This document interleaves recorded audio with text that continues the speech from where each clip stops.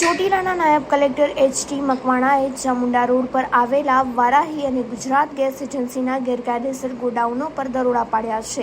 રહેણાંક વિસ્તારમાં ચાલતી આ ગેરકાયદેસર પ્રવૃત્તિમાં ઇલેક્ટ્રિક મોટરનો ઉપયોગ કરી સિલિન્ડર રિફિલ કરવામાં આવતા હતા. દરોડા દરમિયાન 1545 તૂટેલા સીલ કવર અને ₹15,33,650નો મુદ્દામાલ જપ્ત કરી ગોડાઉનને સીલ કરવામાં આવ્યા છે. પ્રાંત અધિકારીએ કાયદેસરની કાર્યવાહી હાથ ધરી છે.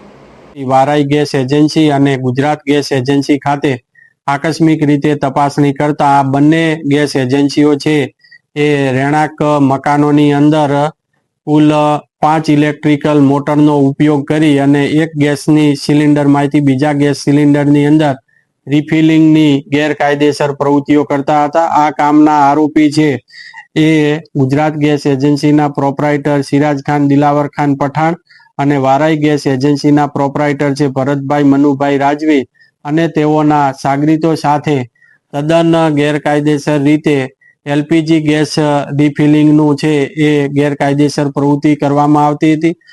આ ગેરકાયદેસર પ્રવૃત્તિ એટલી બધી જોખમી હતી કે તેઓના જીવના જોખમ અને આજુબાજુના રહેણાંક વિસ્તારના લોકોને જીવના જોખમમાં મૂકી અને આ ગેરકાયદેસર પ્રવૃત્તિ કરવામાં આવતી હતી અને સ્થળ ઉપરથી 1545 ગેસ સિલિન્ડરના તૂટેલા સીલ કવર પણ જપ્ત કરવામાં આવેલ છે.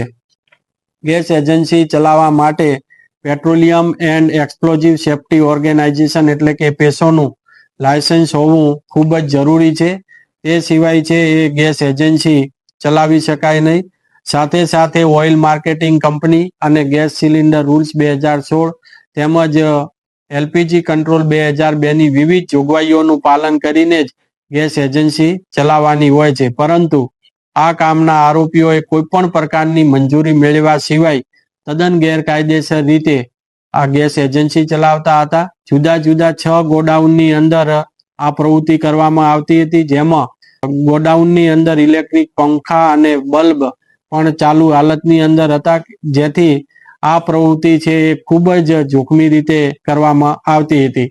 જેથી આ જે બંને એજન્સીઓ પાસેથી ગેસ સિલિન્ડરની ભરેલી બોટલ 168 નંગ, ગેસ સિલિન્ડરની ખાલી બોટલો 93 નંગ, એક પિકઅપ વાન તેમજ એલપીજી ગેસ સિલિન્ડરની અંદર રિફિલિંગમાં ઉપયોગમાં લેવાતી ઇલેક્ટ્રિક મોટર 5 નંગ, લાઇટર 72 નંગ, નોઝલ પાઇપ 125 નંગ, વજન કાંટા 2 નંગ, રેગ્યુલેટર 139 નંગ, ગેસ સ્ટેવ 45 નંગ અને ઓક્સિજન બોટલ 17 નંગ. આમ તમામ પ્રકારના મુદ્દો માલ છે એ 15,33,650 રૂપિયાનો મુદ્દામાલ જપ્ત કરી અને 6 ગોડાઉન છે 6 ગોડાઉન સીલ મારવામાં આવેલ છે. સાથે